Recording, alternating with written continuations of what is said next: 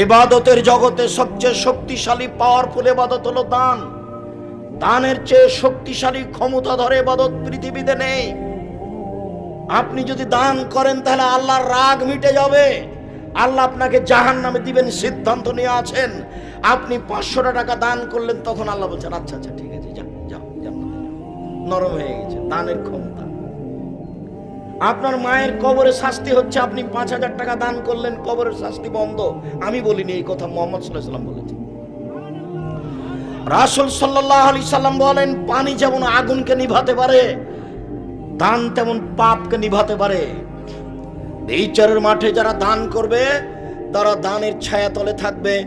যতক্ষণ পর্যন্ত বিচার চলবে ততক্ষণ পর্যন্ত দানের ছায়াতলে থাকবে। আমি অনুবাদক মুহাম্মদ সাল্লাল্লাহু আলাইহি ওয়াসাল্লাম এভাবে বলেছেন।